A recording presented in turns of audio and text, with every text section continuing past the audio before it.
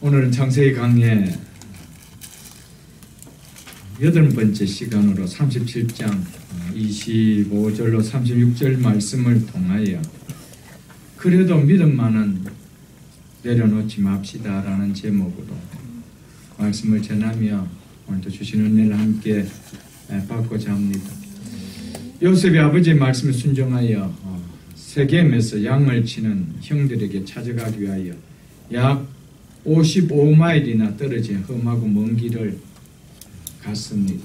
갔지만 그곳에 형들이 보이지 않고 그곳에서 북쪽으로 다시 15마일 떨어진 도단으로 이동했다는 어떤 사람의 말을 듣고 어린 나이임에도 불구하고 피곤함과 귀찮음을 마다하지 않고 아버지로부터 받은 사명을 끝까지 책임감을 갖고 성실히 감당하기 위하여 그곳으로 또 가서 형들을 만나죠. 이렇게 아버지 말씀에 순종하여 맡은 사명을 충실하게 감당한 요셉의 결과는 바로 형들로부터 채석옷이 벗겨지고 물이 없는 구덩이에 던져지는 죽음이 기다리는 현장이었습니다. 요셉이 채석옷이 벗겨진 채 스스로 힘으로는 나올 수 없는 구덩이에 던져 있을 때 일어난 이야기가 오늘 본문의 이야기입니다. 지난 시간에 이어 오늘 본문은 이렇게 시작되고 있습니다. 25절 보겠습니다. 그들이 앉아 음식을 먹다가 눈을 들어 본즉 한 무리의 이스마엘 사람들이 기럇에서 오는데 그 낙타들의 향품과 유황과 몰약을 싣고 애굽으로 내려가는지라.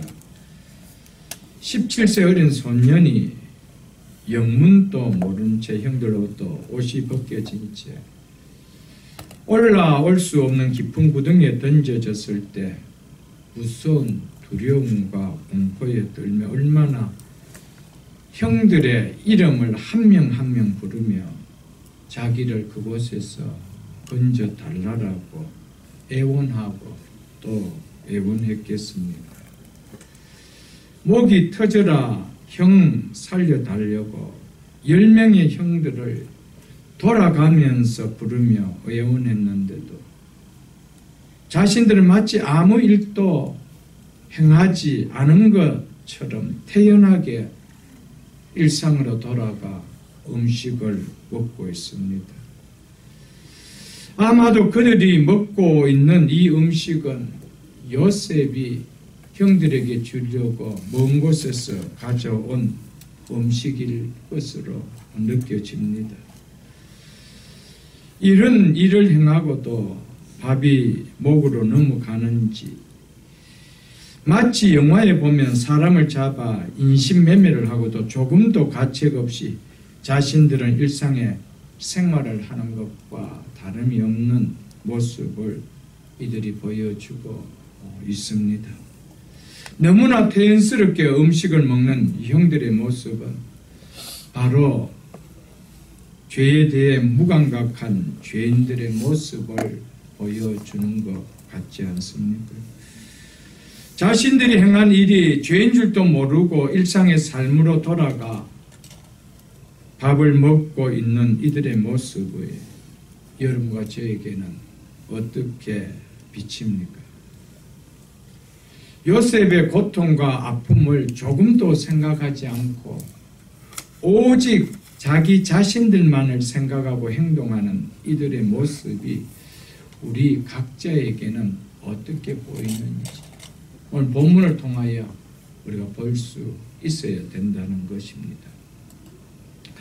비록 우리는 이 요셉의 형들처럼 이런 몹쓸 악행을 저지르지는 않았다 할지라도 우리가 행한 일 가운데 하나님 앞에 죄인 줄도 모르는 채 내가 원하는 일상의 생활을 해가고는 있지 않은지 우리는 돌아봐야 합니다.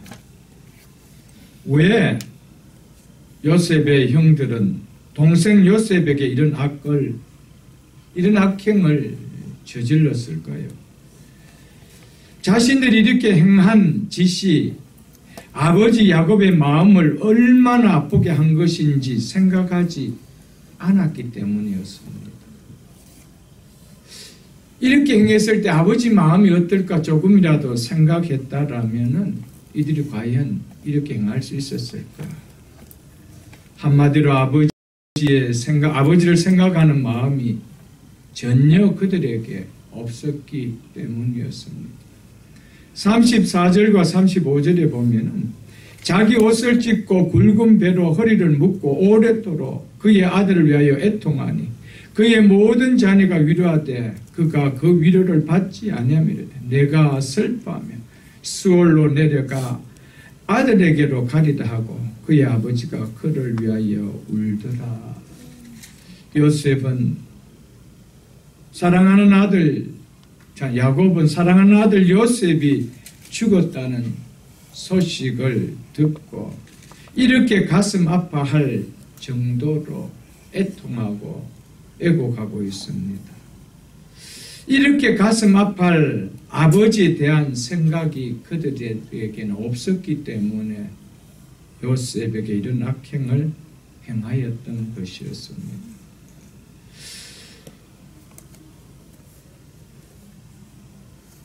우리의 행동으로 이렇게 아파할 아버지를 생각한다라면, 하나님 아버지를 생각한다라면 과연 우리에게도 하나님이 싫어하는 죄악을 과연 행할 수 있을까?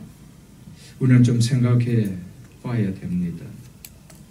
우리가 하나님 아버지 앞에 이렇게 이 요셉의 형들처럼 살고 있지 않는지 우리는 본문을 보면서 좀 돌아볼 수 있어야 됩니다. 우리는 우리가 행하는 일 가운데 우리는 알게 모르게 하나님의 마음, 하나님 아버지의 마음을 아프게 하는 행위들을 너무 많이 행하고 살아갈 것입니다. 만일 우리가 살아가면서 행하는 일들 가운데 하나님 아버지의 마음을 헤아리고 산다라면 우리의 삶은 상당히 지금의 삶과는 차이가 있는 달라짐의 삶을 아마도 살아갈 것입니다. 아버지께 자신에게 돌아올 분깃을 지금 달라고 졸라 그것을 가지고 아버지 집을 나간 둘째 아들의 이야기를 우리는 너무 잘 알 것입니다. 이 아들이 왜 아버지 집을 나가려고 했을까요?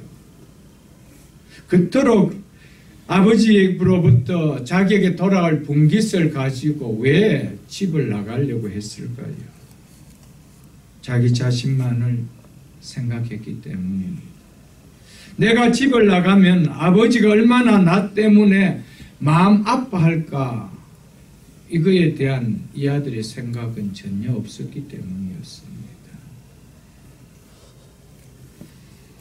이 아버지는 아들이 나간 이후로 큰 아들이 차려주는 밥이 제대로 넘어가지 않았습니다. 그리고 항상 대문을 열어놓고 둘째 아들이 돌아오기만을 이 아버지는 기다리고 있었습니다. 우리의 삶이 그렇습니다. 우리가 하나님 마음을 조금이라도 헤아린다라면 우리의 삶은 달라질 것입니다. 우리는 아버지를 생각하는 마음보다는 오직 내 자신만을 행하는 이 요셉의 형들과 같은 마음이 있기에 우리는 하나님이 싫어하는 일들도 서슴지 않고 행하게 된다는 것이죠. 효자와 불효자의 차이가 어디에서 나옵니까? 자기만을 생각하는 자식은 불효자가 될 것이고 부모를 생각하는 자식은 효자가 될 것입니다. 우리도 영적으로 불효자로 살 것인가 효자로 살 것인가, 이것은 하나님 아버지에 대한 마음을 내가 내 가슴속에 얼마나 담고 살아가는가, 저는 이것이 결정되어진다라고 봅니다. 우리가 무엇을 행할 때 아버지 마음을 좀 헤아리고 행합니까? 아니면은 내 마음과 육체가 좋으면 그대로 행하는 겁니까?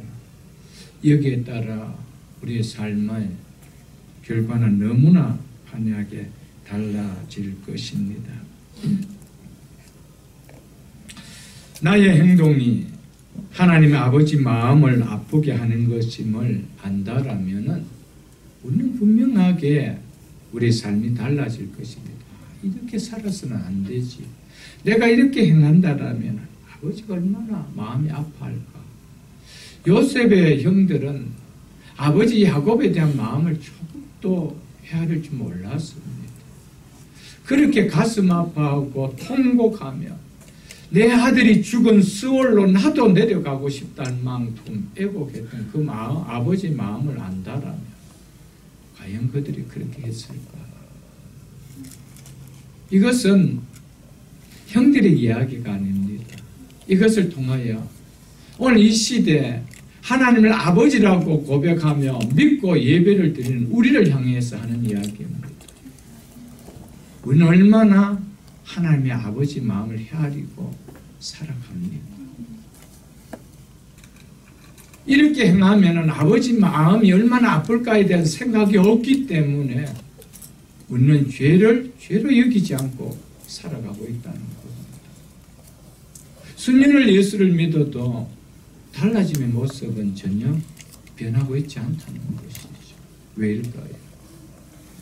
아버지에 대한 마음이 내 앞에 없고 오직 내가 주인되어 요셉의 형들처럼 살아가고 있기 때문이 아닐까.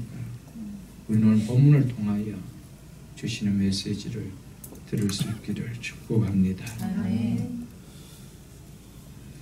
이들이 음식을 먹고 있을 때에 멀리서 이스마엘 상인들이 기르앗으로부터 자신들이 있는 곳으로 오고 있었습니다. 그들은 낙타의 귀중한 물품인 향품과 유황과 모략을 가득 싣고 당시 세계 무역의 중심인 애굽으로 내려가려고 했습니다. 이들은 무역했던 대상들이었습니다. 당시 애굽에는 무역을 하는 각국의 대상들로 가득했습니다. 애굽으로 내려가는 대상들이 마치 그때 지나갔다라는 것은 현상적으로 보면 마치 우연처럼 보이는 것 같지만 그 이면에는 하나님의 손길이 움직이고 있었는 것을 우리는 깨달을 수 있을 것입니다. 만일 이 대상들이 애굽이 아닌 애굽에서 메소포타미아로 가는 상인이었다라면 이 일은 어떻게 되었을까? 요셉은 애굽으로 내려가는 것이 아니고 메소포타미아 갈대아로 가게 되어졌을 것입니다. 하나님 바로 애굽으로 내려가는 이 대상들을 요셉을 애굽으로 들어가게 하는 도움자로 사용하셨다는 것입니다. 우리가 살아가면서 뜻하지 않게 누군가를 만났는데 그 만남이 하나님을 선하게 인도하는 만남이 되고 또 내 삶 속에 뜻하지 않는 하나님께서 세워주시는 일들이 일어남을 우리는 많이 겪게 되어질 것입니다. 애굽으로 들어가는 대상들이 시내버스 지나가는 것처럼 하루에 몇 번이고 이 길을 지나가는 것 아닙니다. 한 달에 두세 번 지나가면 많이 지나가는데 마치 바로 이날에 그것도 이 시간에 지나간다는 것 어떻게 느껴집니까? 오늘 지나가면 언제 애굽으로 내려가는 대상들이 또 이 길을 지나갈지 모르는데 어떻게 이렇게 절묘한 타임에 형들이 식사하는 그 자리를 지나가고 있을까요? 요셉이 반나절만 집에서 늦게 세겜에서 출발해도 요셉이 애굽으로 팔려가는 일은 결코 생기지 아니했을 거고 또 형들이 세겜에서 도단으로 옮기지 않았다라면 요셉 또한 팔려갈 일이 없었을 것입니다. 더 놀라운 것은 애굽으로 들어가는 대상들의 무역 품목들을 성경은 낱낱이 기록하고 있다는 것입니다. 이것을 기록하지 않으면 요셉이 애굽으로 들어가는 것에 무슨 문제가 있을까요? 왜 그냥 애굽으로 내려가는 대상들이 그때 지나갔더라 하면 될 텐데, 대상들이 싣고 가는 그 애굽으로 내려가는 대상들의 무역 품목이 향품과 유향과 모략이라고 왜 성경은 그렇게 기록하고 있을까요? 동방 박사들이 예수님이 유대인의 왕으로 탄생한 것을 보고 아기 예수님께 경배하려 왔을 때 가지고 온 예물이 뭐였습니까? 황금과 유향과 모략이었습니다. 이처럼 향품과 유향과 모략은 일반 사람들이 사용하는 물건이 아니었습니다. 왕이나 높은 귀족들이 사용하는 아주 귀중한 물품들이었습니다. 그렇다면 이 상인들은 어디에 가져갈 물건을 가지고 지금 애굽으로 내려가는 것임을 우리가 짐작할 수 있습니까? 애굽 왕궁이죠. 왕궁에 있는 왕과 귀족들에게 팔 물품들을 낙타에 가득 싣고 지금 가고 있는 것임을 우리는 짐작해 볼 수가 있습니다. 즉, 이 대상들은 일반 사람들을 대상으로 하는 무역상들이 아니라는 것입니다. 애굽의 왕궁의 귀한 물건들을 보급하는 무역상들이겠구나 하는 생각을 우리는 가질 수 있을 것입니다. 그렇기 때문에 요셉이 일개 동네 부잣집이 아닌 애굽 왕 바로의 친위대장, 즉 경호대장 보디발 집에 팔려갈 수 있었던 것은 바로 이 이유 때문이었습니다. 의도적으로 만들려고 해도 이렇게는 만들어질 수가 없습니다. 이것을 하나님의 섭리라 이야기합니다. 요셉의 이야기는 하나님의 섭리를 가장 우리에게 잘 보여주는 내용입니다. 외부에서 무역상들이 왕궁으로 들어온다면 그 물건들을 누가 제일 먼저 검열하겠어요? 그건 당연히 바로 보좌관인 친위대장, 경호대장인 보디발이 검열하는 거겠죠. 왕궁을 대상으로 하는 무역상들이라면 노예도 시시하게 보이는 노예를 데리고 그 궁으로 들어갈 일이 있겠습니까, 여러분들? 없습니다. 요셉이 그들의 눈에 가볍게 보이는 노예였다면 결코 은 20을 주고 사서 가지고 데려가지 않습니다. 39장 6절에 보면은 성경은 요셉에 대해서 이렇게 기록하고 있습니다. 주인이 보디발이죠. 보디발이 그의 소유를 다 요셉의 손에 위탁하고 자기가 먹는 음식 외에는 간섭하지 아니하였더라. 요셉은 용모가 빼어나고 아름다웠더라.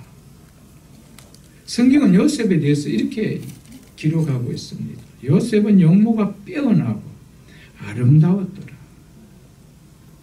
요셉이 친위대장 보디발 눈에 띌 정도로, 한눈에 띌 정도로 감나가는 노예로 보였다는 것이죠. 만일 그렇게 보이지 않았다면 왕궁으로 갈 수 있는 길은 열리지 않았을 것입니다.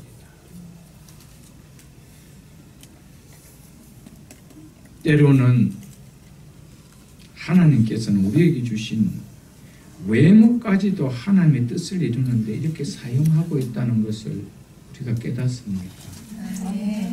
놀랍지 않아요, 여러분?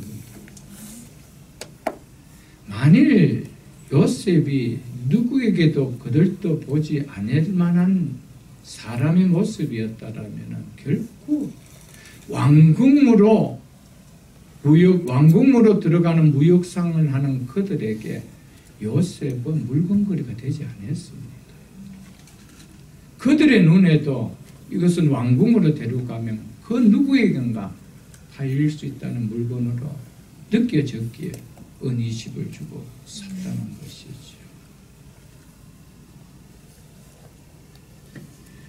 외모의 탁월함으로 하나님의 뜻을 이룬 데 사용되는 사람이 또 성경에 보면 나옵니다. 누구입니까? 바사왕 아하수에르 왕의 왕무로 들어간 에스더였습니다.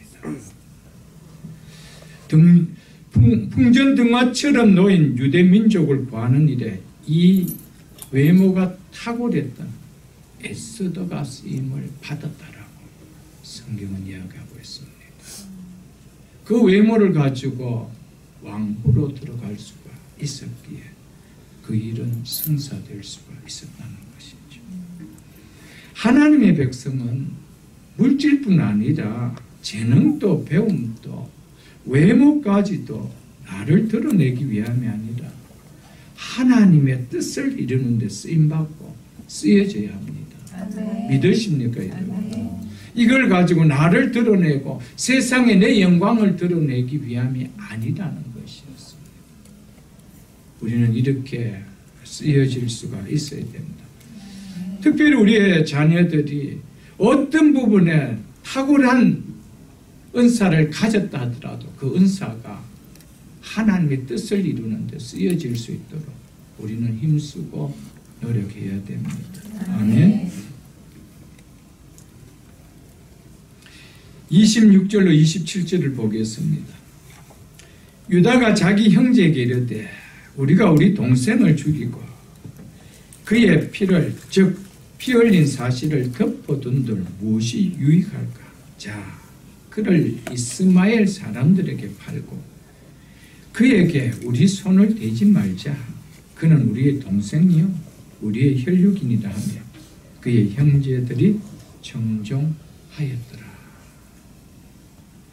무슨 일인지는 모르지만은 루벤이 그 자리를 비운 사이에 넷째 유다가 형제들에게 비록 미운 동생이지만 죽인다면 우리들 손에 피를 묻히는 것 외에 무슨 유익이 있겠는가 라며 그러므로 요셉을 죽이지 말고 애굽으로 내려가는 대상들에게 팔자 이렇게 제안을 합니다.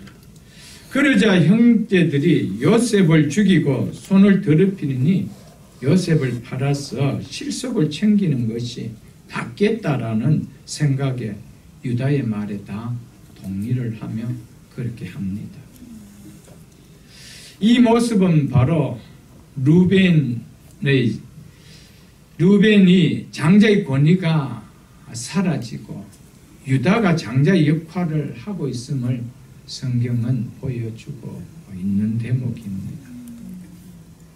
이것은 유다의 생각처럼 보이지만은 이 마음을 갖도록 하여 요셉의 꿈이 여기서 끝나버리지 않도록 지켜주신 분은 하나님이시라는 것을 우리는 깨달아야 됩니다. 어떤 상황 속에서도 하나님의 뜻은 하나님의 꿈은 사라지게 할 수 없다라는 것이 하나님의 역사하심의 손길이라는 것을 오늘 유다를 통해서 보여줍니다. 죽여버리려고 하는 그런 상황 속에서 루벤을 통하여 죽이지는 말고 구덩이에 빠뜨리자. 루벤은 요셉을 구덩이에 빠뜨릴 때 보지 않는 사이에 요셉을 드러내어 집으로 돌려보내려고 했습니다. 그 생명을 누가 지켜줬습니까? 루벤을 통하여 했는데 그런 생각을 갖도록 하는 분은 누구라는 것이죠? 하나님이라는 것입니다. 그런데 여기서 만일 루벤의 생각대로 되어서 형제들이 없는 사이에 루벤이 요셉을 구덩이에서 건져내 집으로 돌려보냈다라면 요셉의 꿈은 이루어졌을 거예요. 이루어지지 않았습니다. 우리는 때로로 보면서 우리의 원함과 우리의 생각과 너무 다르게 하나님의 생각이 진행되고 있다는 것을 생각한다면 우리는 우리의 삶 속에서 결코 부정적인 인생으로 부정적인 마인드의 삶으로 살 이유가 없어진다는 것을 여러분은 좀 느낄 수가 있을 것입니다. 그런 요셉을 유다가 어떻게 합니까? 팔 수 있도록 제안합니다. 그래서 이것은 순수하게 유다의 마음이었습니다. 우리가 팔아서 우리의 손에 피를 묻히는 것보다 조금이라도 실속을 챙기는 것이 낫지 않겠는가, 죽이는 것보다 그게 낫지 않겠는가, 그 마음을 갖도록 하나님께서 역사하셨던 것이죠. 하나님은 당신의 꿈을 절대로 무너지게도 꺾어지게도 하지 않다는 것을 오늘 성경을 통하여 우리에 보여주고 있다는 것입니다. 28절을 보겠습니다. 그때 미디안 사람 상인들이 지나가고 있는지라 형들이 요셉을 구덩이에서 끌어올리고 은 20에 그를 이스마엘 사람들에게 팔매 그 상인들이 요셉을 데리고 애굽으로 갔더라. 마치 그 타임에 미디안 대상들이 형제들 앞에 지나가도록 하나님께서 역사하셨지. 이것도 그냥 애굽 동네에 일반 마을에 들어가는 대상들이 아니라 왕궁으로 들어가는 유향과 모략과 향품을 싣고 가는 그 대상들을 지나가도록 했다라는 것이죠. 이에 형제들은 요셉을 구덩이에서 끌어올리고 은 20에 요셉을 미디안 상인들에게 팝니다. 이는 요셉의 생명을 지켜주신 동시에 요셉을 통하여 꾸게 하신 꿈을 이루게 하시는 하나님의 섭리가 형제들을 통하여 이들을 통하여 나타나도록 간섭하신 것이었습니다. 믿습니까 여러분들? 네. 혹 지금 우리의 현실이 요셉이 구덩이에 던져진 환경처럼 그렇게 느껴지는 분이 계신다라면 요셉의 삶을 지켜주시기 위하여 루벤의 마음을 움직이시고 또 유다의 마음을 움직이셨던 하나님께서 동일하게 누군가 내가 생각지도 못했던 사람의 마음을 움직여서 우리의 뜻을 이루고 가게 하시고 우리의 생명을 지키게 하시고 세워가게 하심을 믿습니까? 아멘. 저는 살아가면서 정말 누군가를 통하여 생각지도 못했던 누군가를 통하여 만나게 하셨어요. 목회를 해나가는 일을 세워가면서 지키게 해주는 일을 너무 많이 저는 체험했습니다. 아마 여러분들도 체험들이 많을 것입니다. 여러분 요셉만 그렇게 하시는 것도 아닙니다. 하나님은 당신의 꿈을 안고 있을 때 그 꿈을 이루게 하실 때 누구를 통하든지 그 생명을 지켜주시고 그 삶을 지켜주도록 인도해 가심을 잊지 마시기를 주 이름으로 축복합니다. 아멘. 이스마엘 상인과 미디안 상인들은 같은 무리입니다. 그래서 한 번은 미디안, 한 번은 이스마엘 이렇게 나오고 있습니다. 이들은 모두 그들의 할아버지 이삭의 이복 형제들의 후손들이었습니다. 일반적으로 이 길을 다니는 대상들은 다 이스마엘 상인들이라 불렀습니다. 그들 중 함께 섞여 있는 한 무리가 미디안 상인이었다라는 것이죠. 아마도 이스마엘 사람들에게 미디안 사람들이 고용되어서 함께 이 일을 한 것으로 신학자들은 그렇게 보고 있습니다.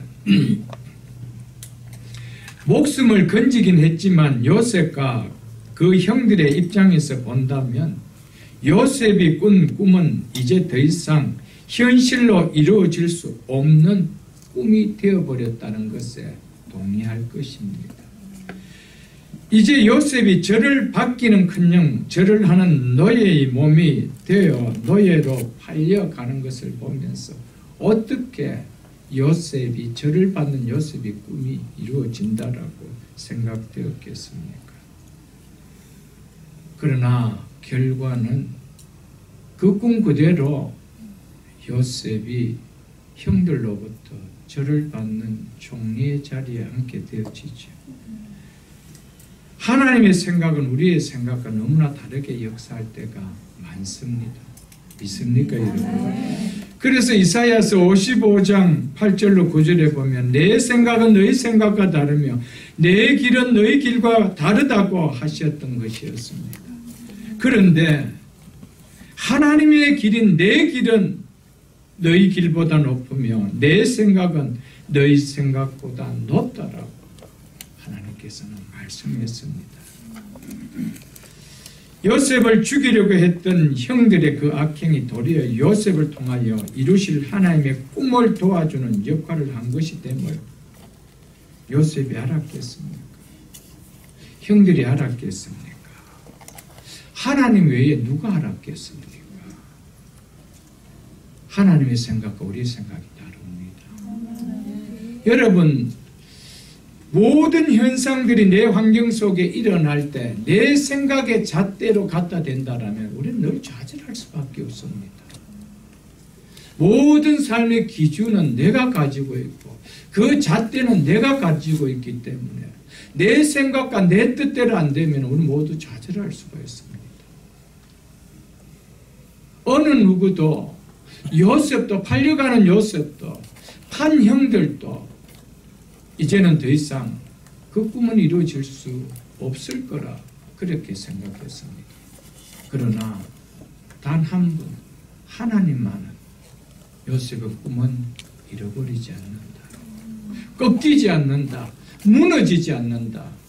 알고 계셨습니다. 아멘. 여러분, 그렇다면 우리의 어떤 삶 속에 그 삶을 해석할 때 하나님의 관점에서 해석한다라면 우리는 긍정적으로 살아갈 수 있습니다. 믿습니까, 여러분?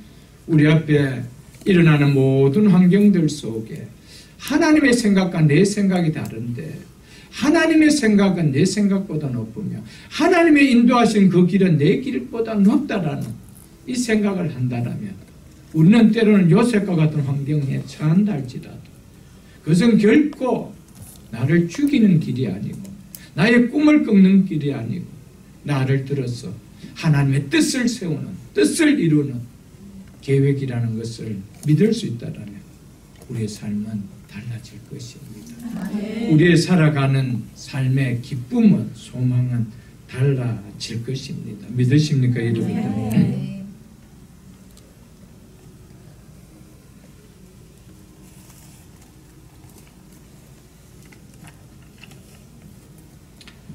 결코 요셉의 생각도 그 당시에는 그렇게 생각했을 겁니다. 웅덩이에 부덩이에 던져졌을 때 루벤부터 시작해서 10명의 형들의 이름을 차례차례 부르면서 나를 건져달라고 아버지 집으로 돌아갈 수 있도록 건져달라고 그렇게 예언했을 것입니다. 그것이 요셉의 마음이었고 요셉의 소원이었습니다. 만일에 요셉의 바람대로 요셉의 소원대로 그래서 건져져서 집으로 돌아갔다라고 생각해 보십시오. 그래서 끝입니다. 요셉의 이야기는 그래서 끝 더 이상 없습니다. 여러분, 하나님의 생각은 집으로 돌아가서 야곱을 통하여 사랑받고 잘 먹고 잘 사는 것이 하나님의 요셉을 향한 하나님의 꿈이 아니었습니다. 하나님의 뜻은 반드시 애굽 땅에서 요셉이 총리가 되는 것이었습니다. 아멘. 여러분, 우리 속에 감추어주신 하나님의 뜻이 있습니다. 그것을 우리가 좀 헤아릴 수 있어야 됩니다. 그래서 성경은 때로는 내 생각은 네 생각과 다르다라고 할 때가 있다는 겁니다. 그렇기 때문에 네 생각이 내 생각과 다른 그거 앞에서 좌르자르지 말라라는 겁니다. 때로는 내 뜻을 관찰하기 위해서 너무 부르짖지 말라라는 겁니다. 그래서 하나님은, 우리 예수님은 기도하실 때 내 뜻대로 마옵시고 아버지의 뜻대로 하옵소서. 이것이 기도의 모범으로 우리에게 보여주셨습니다. 때로는 우리의 뜻이 더 좋을 것 같이 보이는데 우리의 뜻보다 더 원대하고 높고 더 화려하고 아름다운 꿈을 하나님이 갖고 계십니다. 그것을 우리가 어찌 알겠습니까? 그렇기 때문에 내 뜻대로 마옵시고 이 환경을 통하여, 이 일을 통하여, 이 상황을 통하여 아버지의 뜻이 이루어지기를 원합니다. 이 기도가 우리가 있기를 축복합니다.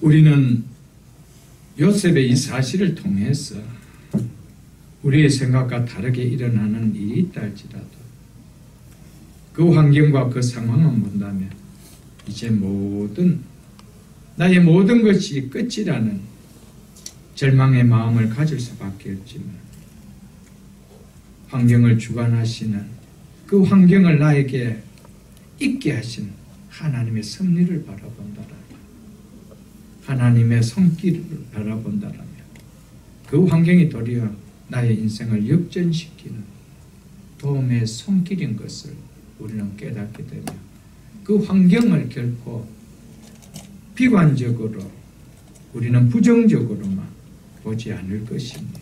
그래서 하나님의 말씀을 우리에게 이렇게 기록해 놓고 있는 것입니다. 그래서 이 말씀을, 하나님의 이 말씀을 우리를 향해서 믿으라고 하고 계신다는 사실입니다. 그러면 우리는 하나님의 역사하심의 소망으로 인하여 현재의 고난을 인내하며 반드시 이겨낼 수 있다라는 것입니다. 그래서 성경을 기록해 놓고 계시는 것이죠, 여러분.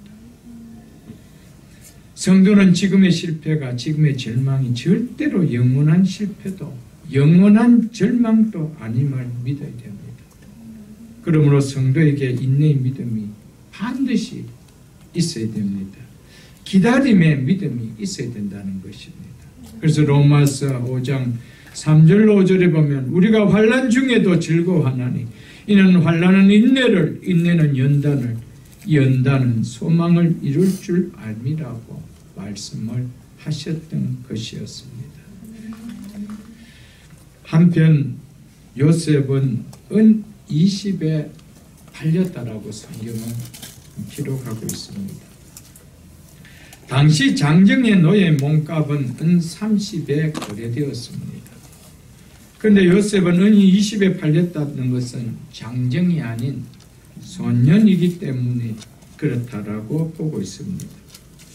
요셉이 은 20에 팔렸다는 것은 은 30에 팔린 예수님을 예표적으로 보여주고 있는 그림입니다. 그리고 요셉이 형제들에 의해 구덩이에 던져지고 미디안 상인들에 의해서 넘겨져 애굽에 팔린 것은 동족에게 고난을 당하시고 결국 이방인에게 넘겨지는 예수님의 고난을 그림자로 보여주고 있는 내용입니다. 예수님을 누가 죽였습니까? 자기 동족인 자기 백성들이 죽였습니다. 이것은 요셉의 형제들이 요셉을 미워해서 요셉의 옷을 찢고 구덩이에 던지고 애굽에 팔아버린 것은 요셉을 죽인 것과 마찬가지의 행위인 것을 보여주고 있습니다. 그런데 형제들이 밉다고 죽인 요셉이 살아나 자기들을 죽인 형제들 도리어 살려내는 구원자의 모습을 성경은 보여주고 있습니다. 이 요셉 이야기 속에서 오실 예수 그리스도의 복음을 우리에게 말해주고 있는 것입니다. 요셉이 형제들과 그 집안을 구원할 수 있었던 것은 요셉이 아버지와 완전히 단절되어야 하는 아픔 가운데 있었기 때문에 가능했던 것이었습니다. 만일 요셉이 아버지 야곱의 집에 아버지의 사랑을 받고 그냥 있었다라면은 절대로 이 형제들과 그 후손들을 구원할 수도 없고 그들을 통하여 12지파를 세워 이스라엘 민족을 이룰 수도 없었습니다. 이와 같이 예수님께서 우리를 구원할 수 있었던 것은, 그리고 우리를 새 이스라엘로 이런 하나님의 나라의 백성으로 세울 수 있었던 것은 하나님이여 하나님이 어찌하여 나를 버리시나이까 라고 예수님께서 버림당하는, 성부 하나님으로부터 버림당하는 단절되는 아픔이 있었기에 이루어졌던 이야기였습니다. 아버지로부터 철저하게 단절되어 아픔을 겪는 요셉은 그를 통하여 형제들을 구원하는 이야기는 십자가에서 성부 하나님으로부터 철저하게 단절되어 그 단절의 아픔으로 말미암아 우리를 구원하는 이야기를 보여주고 있는 내용입니다. 형들은 은 20의 요셉을 팔아버림으로 자신들의 골칫거리를 없애버렸다라고 생각했을 것입니다. 하지만 이들의 이 행동, 요셉의 꿈을 이루는 시작이었음을 그들이 알았을까요? 몰랐습니다. 유대 종교 지도자들 눈에 예수님은 골칫거리로 여겨진 자였습니다. 그래서 십자가에 못 박혀 죽어버리면 자신들의 골칫거리가 해결될 것이라고 생각했는데, 자기의 생각대로 그렇게 했는데 그렇게 되어졌습니까? 그들이 행한 그 일이 도리어 죄인들을 구원하시는 하나님의 뜻이 이루어지게 한 것임을 누가 알았겠습니까? 요셉이 원치 않는 시련을 통하여 오히려 애굽의 총리가 될 수 있었던 것처럼 하나님께서는 우리의 시련을 통해서 오히려 우리 안에 담아주시는 하나님의 꿈을 이루게 함을 우리는 잊어서는 안 됩니다. 우리의 고난, 시련 가운데, 아픔 가운데 그 길을 가고 있습니까?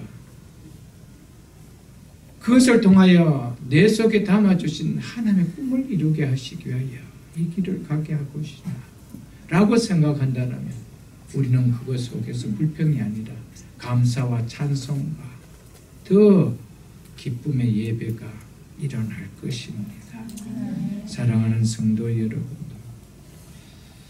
성경은 보면은 하나님의 뜻은 고난을 통하지 않고 영광을 주신 적이 없었습니다.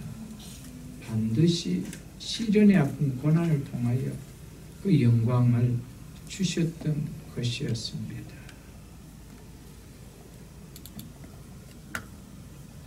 사울왕과 다윗왕의 차이가 있다면 무엇입니까?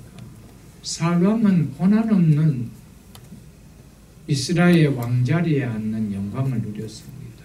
그러나 다윗은 엄청난 시련을 겪으면서 영광을 누리는 자리에 갔습니다. 너무 큰 차이였습니다. 사랑하는 성도 여러분, 우리의 아픔을, 우리의 삶 가운데 시련의 아픔을 결코 불평으로 여기지 마십시오. 그것을 결코 고난으로만 여기지 마십시오. 말씀 가운데 은혜로 해석할 수 있기를 축복합니다. 반드시 하나님은 그 시련을 영광의 열매로 만들어 주실 것입니다. 요셉을 통하여 이 하나님의 뜻을 깨달을 수 있는 우리가 될 수 있기를 주의 이름으로 축복합니다.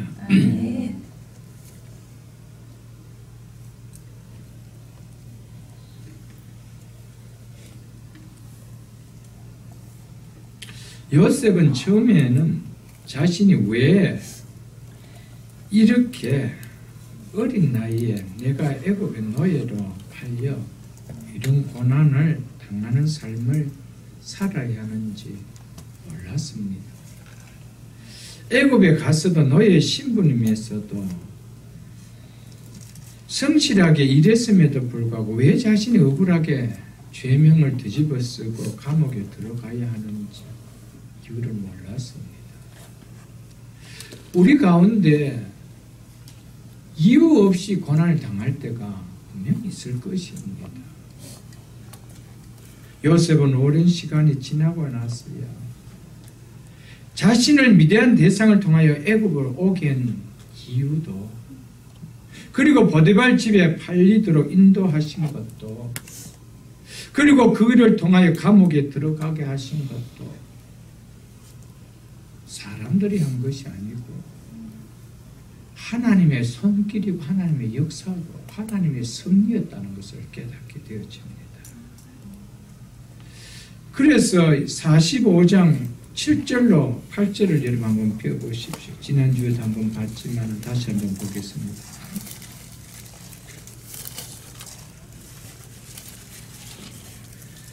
(45장 7절로 8절을 제가 읽어드리겠습니다.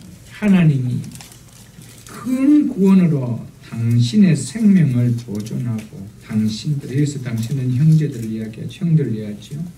형들의 후손들을 세상에 두시려고 나를 당신들보다 먼저 보내셨나니. 자, 여기에서 분명하게 요셉이 무엇을 깨닫나 하면은 내가 여기에 애굽 땅에 오게 하신 하나님의 이유는 당신의 후손들을 세상에 두게 이야기했어. 이 애굽 땅에 두게 하기 위해서, 애굽 땅에 존재하기 위해서, 한민족을 이루게 하기 위해서 이것을 깨달았다는 겁니다. 여러분, 우리의 삶 속에 고난 가운데 하나님의 꿈이 아니고 하나님의 뜻이 아니고 내 뜻만 생각하면 절대로 그 환경 해석이 안 되십니다. 요셉이 애굽의 총리가 되었다 하더라도 내가 총리가 된 이유가 뭔지 몰랐다면 형들이 애굽의 곡식을 살아왔을 때 단칼에 그들을 죽여버렸을 것입니다. 그러면 하나님의 뜻은 끝나버리죠. 애굽에 총리된 이유와 목적이 없어지는 겁니다. 우리도 똑같습니다. 우리가 어떤 어려움에 속했을 때 그것이 내 주관 속에서 해석하면 나는 그 결과는 죄를 낳는 것밖에 없습니다. 하나님의 뜻을 반드시 그 안에서 발견해야 됩니다. 요셉은 무엇을 생각합니까? 형들의 후손을 세상에 두시려고 하나님께서 나를 당신들보다 먼저 보냈다라고 이야기합니다. 그래서 그런즉 나를 보내신 이는 형들이 아니요 누구시라? 하나님이시라. 여러분, 나를 애굽 땅에 고난의 이 고난 속에 던져 넣으신 분은 형들이 아니라는 거예요. 하나님이라는 거예요. 여러분, 그 아픔과 시련과 우리의 상황 속에 굴곡의 삶이 있을 때 그 삶을 하나님의 뜻 안에서 해석한다면 우리는 그 해석은 달라집니다. 분명히 달라집니다. 우리는 그것을 헤아려야 됩니다. 긍정적으로 해석해야 됩니다. 나를 주관적으로 생각한다면, 내 중심적으로 생각한다면 내 고난의 자리를 넣은 그 사람을 절대 용서할 수가 없습니다. 내가 더 권자에 앉으면 앉을수록 어떻게 하도록 그 사람을 쳐야 됩니다. 그 한을 갚아야 됩니다. 그 인간의 생각이죠. 그 죄인들의 생각이죠.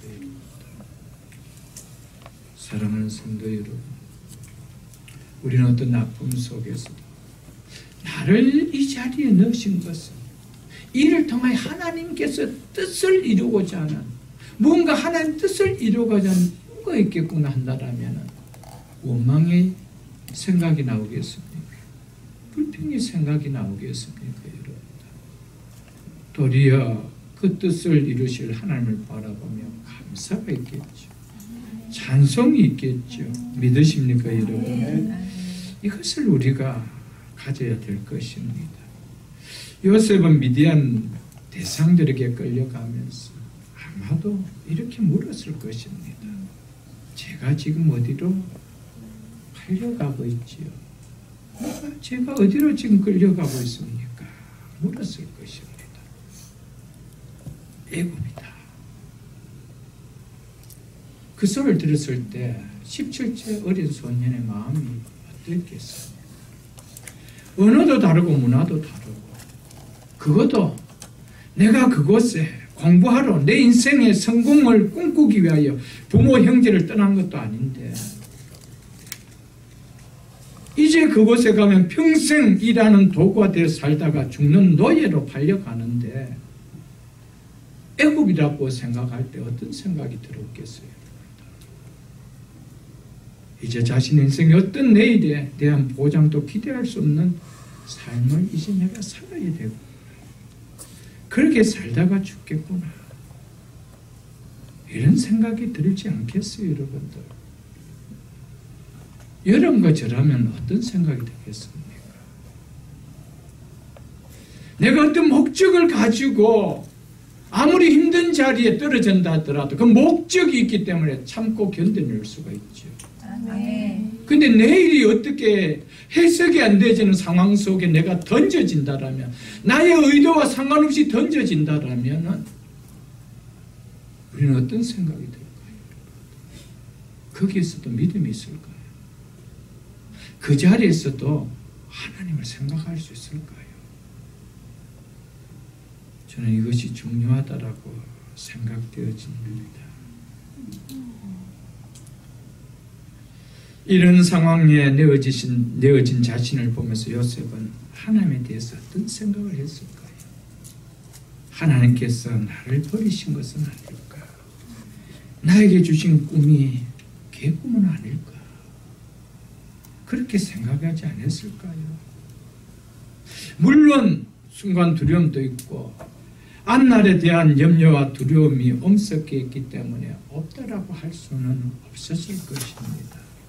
그런데 요셉이 이후에 노예로 팔려간 후 보디발의 집에서 보인 모습을 보면 요셉은 자신이 이렇게 된 상황을 두고 결코 하나님께서 자신을 버렸다, 아니면 하나님은 계시지 않는다 생각하지 않았다라는 것을 우리는 알 수가 있을 것입니다.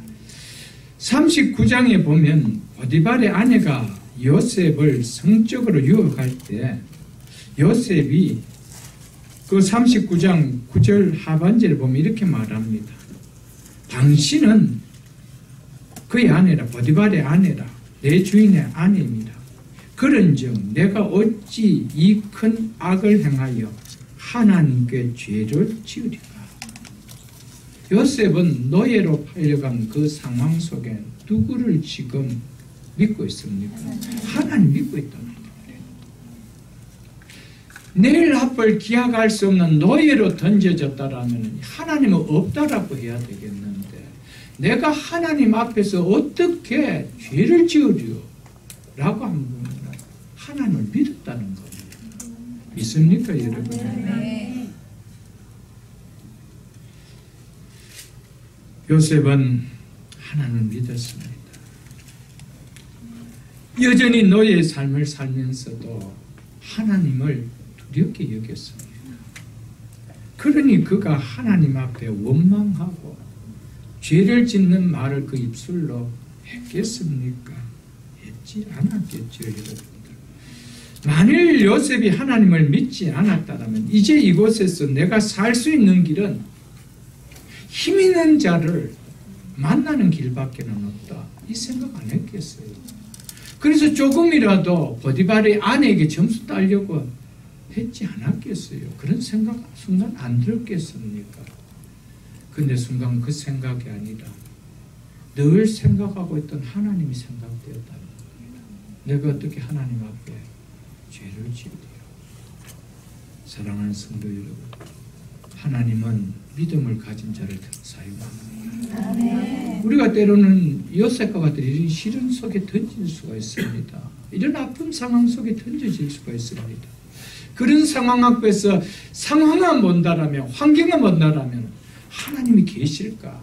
하나님이 계신다면 어떻게 나에게 이렇게 할 수 있을까? 우리의 입으로 하나님 앞에 범죄하는 이야기를 할 수 있겠지요. 그러나 요셉은 그렇게 하지 않았습니다. 안 했다는 것을 우리는 이 한마디를 통하여 느낄 수가 있다는 것이죠. 이런 하나님을, 이런 요셉을 하나님이 함께 안 하시고 이런 요셉을 통하여 하나님 뜻을 안 이루고 싶어 하시겠습니까, 여러분?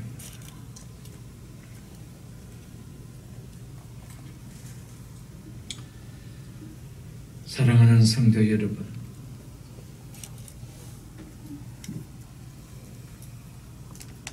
우리도 요셉처럼 어떤 고난과 환경 속에 하나님께서 나를 버린 것처럼 보이는 상황 속에 던져진다 하더라도 하나님 앞에서 성실하게 사십시오. 하나님 믿는 믿음을 안고 꼭 사십시오. 그래도 믿음만큼 우리 놓지 말아야 된다는 오늘 설교 제목이 바로 여기 있습니다. 이것만큼 우리 놓쳐서는 안 됩니다. 만일 요셉이 거기에서 놓쳤다면 그 인생 그래서 끝이었습니다. 그는 범죄하면서 자기 인생을 여기에서 내가 살아서 서바이벌 해야 되겠다라며 꿈을 꿨다라며 보디발의 아내 유혹을 그는 받아들였을 것입니다. 그러나 하나님 믿는 믿음이 있었기에 그런 것을 이겨나갈 수가 있었기에 하나님은 요셉의 그 마음을 보시고 요셉을 한 시대에 들어서는 요셉에게 남다른 지혜를 그에게 주셨다는 사실을 우리는 잊어서는 안 됩니다. 찬송가 우리 545장은 한번 펴보십시오. 찬송가 545장. 지난 시간에도 우리가 예배 가운데 불렀던 찬송이었습니다. 이 눈에 아무 증거 아니 비어도 믿음만을 가지고 늘 걸으며 이 귀에 아무 소리 아니 들려도 하나님의 약속이 있으리라. 이 요셉의 모습 아니에요, 여러분? 지금 노예로 끌려가는 그 앞에 무슨 꿈이 이루어진다는 증거가 있겠어요? 없었습니다. 어떤 증거도 그 앞에는 없었습니다. 그 귀에 아무 소리 안 들렸습니다. 요셉아, 내가 함께하니 두려워 말라. 이 소리도 없었습니다. 그는 하나님의 약속을 붙들었습니다. 믿음만은 놓지 않고 그 길을 갔습니다. 그래서 내가 하나님 앞에서 어떻게 문제하리요? 이렇게 했던 것이죠. 2절을 보십시오. 이 눈에 보기에는 어떠하든지 내 눈에 보기에는 지금 나의 상황은 노예일 뿐입니다. 초라하기 거지없습니다. 꿈이 안 보입니다. 내일이 해석되지 않습니다. 그러나 이미 얻은 증거대로 늘 믿으며 이게 요셉의 이야기입니다. 믿으십니까, 여러분? 이 마음에 의심 없이 살아갈 때에 우리 소원 주 안에서 이루리. 믿습니까? 이 신앙이 우리의 고백되기를 축복합니다. 걸어가세 믿음 위에 서서 나가세 의심 버리고 걸어가세 믿음 위에 서서 눈과 귀에 아무 증거 없어도 눈과 귀에 아무 증거 없어도 내 귀에 아무 소리 안 들려도 우리는 무엇 위에 서서 걸어가야 됩니까?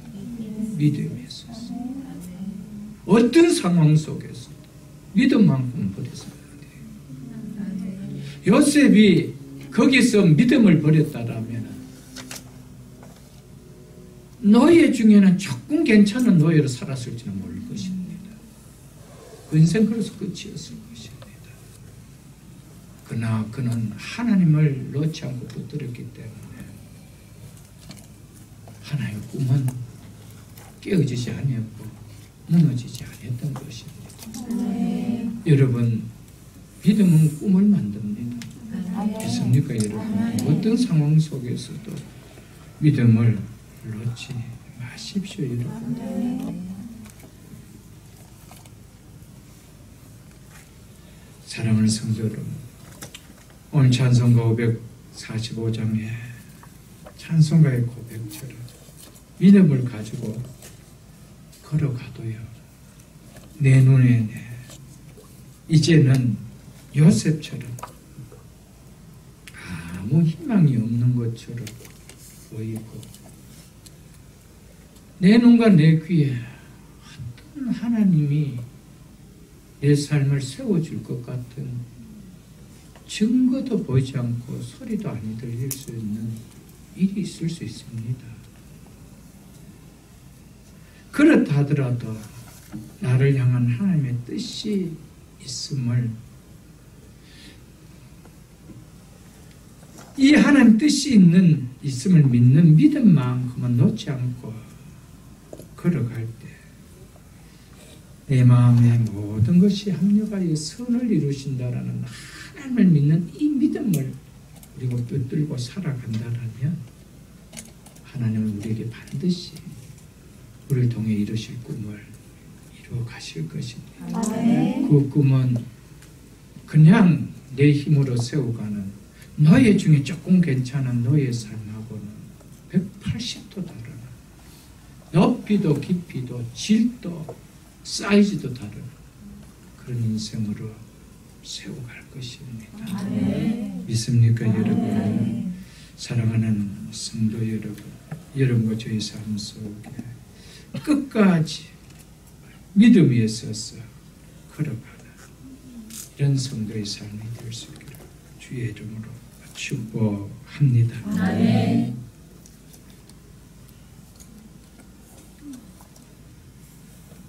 성도는 나의 의도와 나의 뜻과 나의 생각과 상관없이 어떤 상황, 어떤 환경 속에 놓여질 때가 있습니다.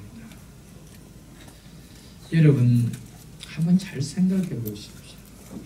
우리는 이렇게 생각할 때가 있습니다. 내 생각이 가장 좋다고 생각할 때가 있을 것입니다. 여러분, 우리의 생각의 마인드만 조금만 바꾼다라면 우리는 분명히 달라질 수가 있습니다. 내 생각만이 절대로 옳지 않다. 아픔도 때로는 참 이건 좋은 거구나, 좋을 수 있겠구나, 이걸 통해 하나님 뭔가 이루시는 내가 생각지도 못한 하나님의 프로젝트가 있겠구나, 이 생각을 갖는다라면 우리가 살아가는 삶에 그 삶의 느낌이 어떨까요? 똑같은 환경이라도 그 살아가는 삶의 발걸음은 다를 것입니다. 그 삶의 누리는 느낌은 다를 것입니다. 그리고 이 다음 우리의 삶의 열매는 또한 달라질 것입니다. 사랑하는 성도 여러분들, 우리가 어떤 상황에 던져진다 하더라도 그 환경 속에서 우리를 역사하시는 하나님의 섭리만 믿을 수 있다라면 우리는 내 눈에 내 생각과 다른 어떤 아픔의 현상이 있다 할지라도 우리는 믿음의 길을 갈 수가 있을 것입니다. 요셉도 욥도 다윗도 한번 돌아보십시오. 자기들의 생각과는 원치 않던 환경 속에 다 던져졌습니다. 단식해야 되고 절망해야 될 상황 속에 던져졌습니다. 그러나 그런 가운데서도 하나같이 믿음에 서서 걸어갔습니다. 그 길과 얻는 법은 달랐습니다. 성경은 왜 기록해 놓았을까요? 사랑하는 성도 여러분, 하나님 우리에게 좋은 거 주고 싶어 하십니다. 귀한 거 주고 싶어 하십니다. 여러분을 귀하게 쓰고 싶어 하십니다. 그래서 때로는 우리의 생각과 다를 때도 있을 때 그것을 너무 힘들어하지 않고 기뻐하며 그 속에 하나의 분명한 뜻과 섭리가 있음을 깨닫고 살아갈 수 있기를 주의 이름으로 축복합니다. 29절로 30절 보겠습니다. 루벤이 돌아와 구덩이에 이르본즉 거기 요셉이 없는지라 옷을 찢고 아우들에게 돌아와서 이르되 아이가 없도다. 나는 어디로 갈까? 루벤은 아마도 요셉을 구출하여 무사히 아버지께 돌려보내는 계획을 가지고 식사 후에 형제들의 시선을 피해서 요셉이 던져준 구덩이로 왔는데 그곳에 와보니 요셉이 없었습니다. 이러보아 요셉을 미디안 상인들의 판 일은 맏형 루벤이 무슨 일이 있었는지는 모르겠지만 없는 사이에 이루어졌는 것으로 보여집니다. 루벤은 요셉이 구덩이에 없어진 것을 보고 자신의 계획이 수포로 돌아간 것에 당혹감과 죄책감에 어찌할 바를 몰라 옷을 찢고 아우들이 있는 곳으로 돌아왔어. 요셉이 없어졌으니 나는 이제 어디로 가야 한단 말인가 하다며 소리를 쳤습니다. 이 뜻은 요셉이 없어진 것을 아버지께 어떻게 내가 설명해야 될까 이 의미입니다. 동생이 없어진 것에 대해 맏아들로서의 책임감을 조여주고 있는 내용입니다. 지난번 서모를 급탈한 것에 이어 이번에 또 아버지가 그토록 사랑하는 요셉마저 잃어버린다라면 더 이상 아버지 눈에 들 수 없게 되므로 장자로서의 권위를 회복한다는 것을 불가능하다는 것을 이 루벤이 알았기 때문에 어쩌든지 요셉만큼은 잊지 않으려고 했는데 이렇게 되었다는 것이죠. 루벤의 생각 귀합니다. 그러나 루벤의 생각대로 요셉이 집으로 돌아갔다라면 그냥 양치고 잘 먹고 잘 사는 거라. 요셉은 그래서 끝이었습니다. 우리의 생각과 너무나 다르게 하나님은 역사하고 계심을 오늘 요셉을 통하여 좀 한 번 더 깨달을 수 있기를 바랍니다. 31절 32절을 보겠습니다. 그들이 요셉의 옷을 가져다가 수염소를 죽여 그 옷을 피에 적시고 그의 채색 옷을 보내어 그의 아버지에게로 가지고 가서 이르기를 우리가 이것을 발견하였으니 아버지 아들의 옷인가 보소서 하며 요셉을 판 형들은 요셉이 자기들에게 온 것을 안 이상 요셉이 죽었다는 증거를 만들어 아버지가 납득할 수 있도록 이제 속여야 하는 숙제가 남아 있었습니다. 그래서 형들은 수염소를 죽여 그 피를 요셉의 채색 옷에 적십니다. 그리고 그 옷을 아버지 야곱에게 보여드리며 아버지 우리가 양떼를 지키기 위해 이동하다가 이 채색 옷을 주었는데 혹 이것이 아버지 아들 요셉의 옷이 아닌지 살펴보시옵소서 라고 말했습니다. 아마도 이 옷이 요셉 것 같은데 아마 요셉이 맹수에게 잡아먹힌 것은 아닌지 아버지 보고 판단하소서 이렇게 했다는 것이죠. 만일 요셉이 맹수에게 찢겨 죽었다 하지 않고 형들이 돌아와서 요셉이 왔는데 우리에게까지 오기는 왔는데 어찌된지 모르겠습니다 했다라면은 요셉을 특별하게 사랑하는 야곱의 입장에서 어떻게 했습니까? 미친 듯이 그 아들 찾으러 밤낮을 헤맸을 것입니다. 하루 이틀이 아닙니다. 찾을 때까지 서울까지도 내려가려고 하는 이 야곱이 안 찾으러 다녔겠어요. 이것을 안 형들이기 때문에 무조건 요셉은 죽었다 해야 된다는 거예요. 그래야 아버지가 요셉에 대한 생각을 끝낸다는 겁니다. 그래서 죽었다라고 하자라고 했는 것이었습니다. 절대적인 아버지와 요셉의 단절, 이것이 있었기에 이 요셉을 통하여 이 형들을 구원하는 뜻을 이룰 수 있었던 것은 성부 하나님과 성자 예수님의 십자가에 버림받은 단절을 우리에게 보여주고 있는 내용입니다.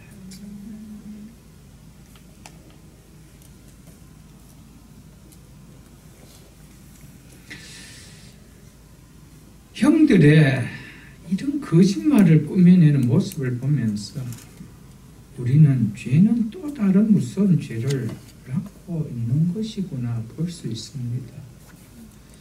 여러분, 죄는 발음이 아니기 때문에 죄를 발음으로 만들려면 하면 또 죄를 또 만들어야 됩니다. 그건 어쩔 수 없는 겁니다. 그래서 죄는 죄를 만들고 만듭니다. 그래서 거짓이 드러날 때는 보면은 그 거짓을 만들어내는 줄줄이 고구마 줄기같이 엮어져 나오는 이유가 거기 있는 것이죠. 진리는 절대로 거짓을 만들 필요도 없습니다. 엮을 이유도 없는 것이죠. 죄는 이렇게 무섭다는 사실을 우리는 알아야 됩니다. 악행을 행하고도 전혀 악한 자가 아님을 드러내고 있는 이들의 모습, 바로 죄인들의 전형적인 모습인 것을 우리는 좀 알아야 됩니다. 우리 속에 이런 모습이 없는 것이, 죄인들이 살아가는 이 세상을 봤을 때 정말 기대할 것이 무엇이 있겠습니까, 여러분? 다 그런 모습들이 아니에요, 여러분.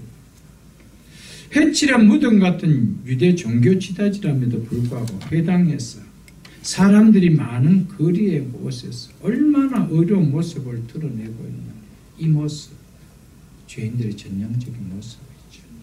형들의 모습이 바로 이런 겁니다. 어느 누구 하나도 진실을 이야기해 주는 사람이 없습니다. 33절로 35절을 보겠습니다. 여러분. 아버지가 그것을 알아보고 이르되 내 아들의 옷이라 악한 짐승이 그를 잡아먹었다. 요셉이 분명히 찢겼다 하고 자기 옷을 찢고 굵은 배로 허리로 묶고 오래도록 그의 아들을 위하여 애통하니 그의 모든 자녀가 위로하되 그가 그 위로를 받지 아니하여 이르되 내가 슬퍼하며 스올로 내려가 아들에게로 가리라 하고 그 아버지가 그를 위하여 울었더라. 야곱은 염소의 피가 적셔진 그 옷을 보며 사랑하는 요셉이 명수에게 물려 죽었다는 생각이 확실하게 들었어. 자기 옷을 찢고 굵은 배로 허리를 동이고 요셉을 위하여 슬피 애통했다라고 성경은 기록하고 있습니다. 여기에서 애통했다라고 번역된 히브리어 단어는 아벨이라는 단어입니다. 이 아벨은 애곡하다라는 뜻입니다. 이는 죽은 자를 위하여 장례를 치르며 애곡할 때 쓰는 단어입니다. 마치 이렇게 장례를 치르는 슬픈 모습을 하며 야곱은 그렇게 애곡하고 애통했다라고 성경은 이야기하고 있습니다. 사랑하는 라헬의 죽음에 이어 사랑하는 아들 요셉의 죽음의 소식을 자신이 요셉이 죽은 무덤에까지 함께 가고 싶을 정도로 야곱에게 있어서는 큰 아픔이었습니다. 이런 아픔을 이 형들이 조금이라도 깨달았더라면, 이 아버지의 이 아픔을 조금이라도 깨달았다면 이런 죄악을 행할 수 있었을까요? 없었죠. 우리는 좀 깨달아야 됩니다. 하나님 마음 좀 헤아려 줘야 됩니다. 우리가 하나님이 싫어하는 일을 할 때 하나님의 마음이 얼마나 찢어지는지, 하나님이 얼마나 애통하시는지 우리는 좀 깨달아야 됩니다. 하나님의 마음만 우리가 좀 헤아려 주란다면 우리의 삶은 달라질 것입니다. 우리는 많은 면에 있어서 변화된 크리스찬의 삶을 살아갈 것입니다.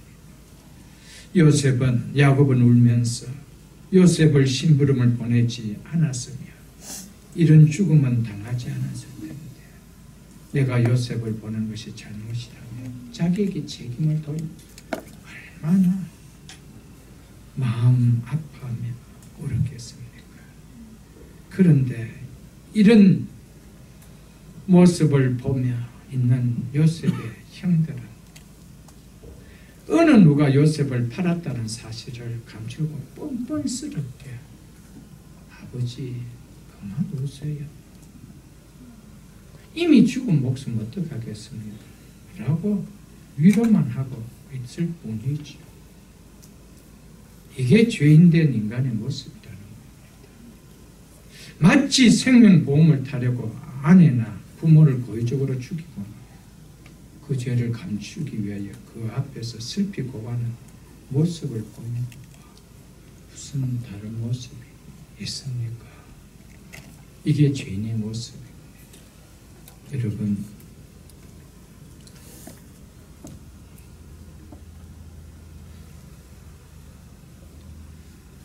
진실이 아니고 거짓은 항상 왜곡하게 되어 있습니다. 그것을 덮기 위해서 또한 쇼를 하게 되어 있습니다. 이것을 우리는 야곱의 형들을 보면서 좀 해야 되죠. 얼마나 또 함께 울었겠어요. 동생이 죽었는데 눈물 안 흘리면 그 이상한 하겠어요. 죽지 않은 동생, 팔아버린 동생을 위하여 울려고 하는 것도 얼마나 힘들었겠어요.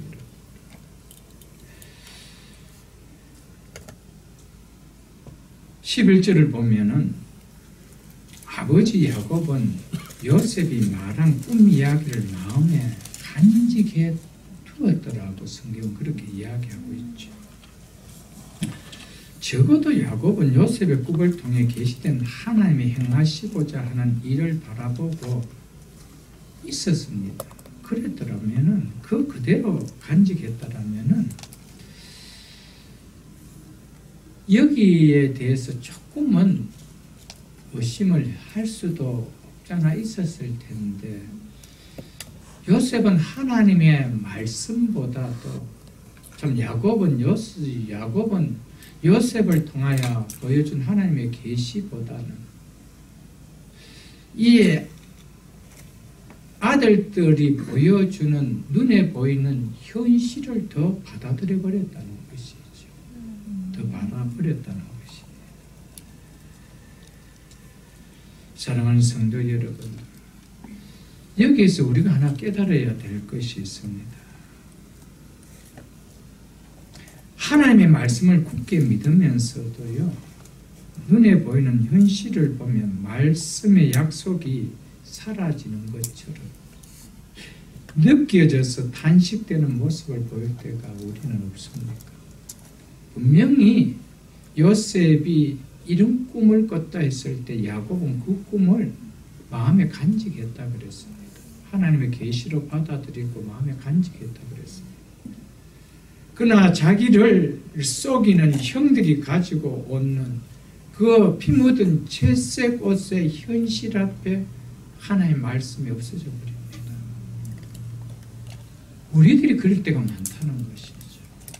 눈에 보이는 현실 앞에 하나님의 말씀을 버릴 때가 너무 많다는 겁니다. 보이는 현상의 거짓 앞에 진실을 잃어버릴 때가 너무 많다는 겁니다. 하나님의 약속은 진실입니다. 하나님의 말씀은 진리입니다. 믿습니까, 여러분?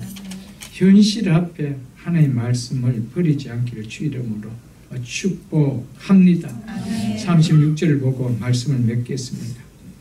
그 미대한 사람들은 그를 애굽에서 바로의 신하 친위대장 보디발에게 팔았더라. 친위대장은 다른 말로 경호대장을 말합니다. 자, 이 36절 말씀은 요셉의 고난은 결코 절망케 하는 이야기로 끝나지 않았음을 이야기해주고 있는 말입니다. 하나님의 꿈은 결코 인간이 꺾을 수 없다라는 것을 남겨두고 있는 말씀입니다. 요셉은 미디안 상인들에 의해서 애굽의 경호대장 보디발의 집에 팔렸다는 것은 하나님께서 아브라함과 언약을 맺으신 너는 반드시 알라 내 자손이 이방에서 객이 되어 그들을 섬기게 내 자손은 4대 만에 즉 400년 만에 이 땅으로 돌아오리라고 하신 이 언약을 이루어 가시기 위한 시작임을 이제 보여주고 있는 말이라는 것이죠, 여러분. 형들은 요셉의 꿈을 무너뜨리기 위해서 요셉을 노예로 팔았지만 오히려 이 일을 통하여 요셉은 애굽 왕 바로의 친히 되자 보디발 집에 거하게 되었더라. 이제 이 일로 통하여 하나님의 꿈, 그리하여 그들이 반드시 전하게 되는 요셉을 총리로 세우게 될 거라는 것을 성경은 이야기해 주고 있음을 우리는 보여주고 있습니다. 혹 우리의 상황이 보디발 집에 노예로 팔린 요셉과 같은 상황이라 할지라도 결코 믿음을 내려놔서는 안 됩니다. 그 상황이 우리를 통하여 하나님의 꿈을 이루게 하는 자리가 됨을 잊지 마시고 믿음을 붙드십시오. 믿음이 재산입니다.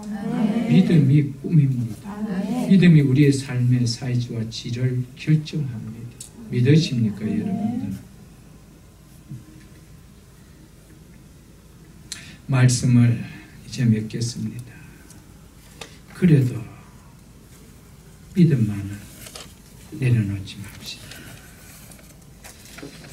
한 예를 들고 말씀을 맺겠습니다. 전에도 한번 말씀을 드렸던 것인데 뱅인 윤인수라는 목사님이 계십니다. 6.25 동란 때 북한에서 내려왔습니다. 근데 사고로 실명을 하게 됩니다. 어린 나이에 길에 나가 신문을 파고 구두를 닦습니다. 왜냐하면 어머니가 중병으로 알아있기 때문에 명인이었지만 그가 나가서 집안 살림을 꾸려나가야 했습니다. 첫 달 적지만은 돈을 받아서 집으로 돌아왔을 때 어머니가 그 인수의 손을 꼭 잡고 하는 말이 11조를 드려야지 이렇게 이야기했습니다. 인수야, 11조는 먼저 떼고 우리가 사용하자. 그 이야기를 들은 소년 인수는 화를 내면서 11조는 무슨 놈의 11조? 하나님 우리한테 해준 것이 무엇이 있단 말이야. 나의 눈을 멀게 했고 어머니를 병들게 했고 공산당에게 쫓겨 피난 온 신세가 되게 했는데 재산도 다 뺏기게 한 그런 하나님에게 무슨 놈의 11조를 내라는가 이렇게 버럭 항변했습니다. 그러나 병든 어머니는 그 아들 손을 꼭 잡고 인수야, 고향을 잃어버린 것도 한스럽고 집을 잃어버린 것도 원통하고 건강을 잃어버린 것도 서러운데 하나님까지 잃어버리고 믿음까지 잃어버리면 무엇이 남겠는가. 그렇게 이야기했답니다. 그 아들이 목사가 되었습니다. 사랑하는 성도 여러분, 그래도 믿음은 늘어나서는 안 됩니다. 어떤 상황 속에서도 우리의 자녀들에게 믿음을 물려주지 못한 일을 해서는 안 됩니다. 어떤 일이 있어도 우리는 믿음만큼은 붙들고 살아가야 됩니다. 오늘 주신 요셉의 말씀을 통하여 어떤 상황 속에서 우리 남은 인생 눈에 증거가 보이지 않고 귀에 증거가 소리가 들리지 않는다. 믿음 위에 걸어가는 우리 모두가 다 될 수 있기를 주의 이름으로 축복합니다. 주신 말씀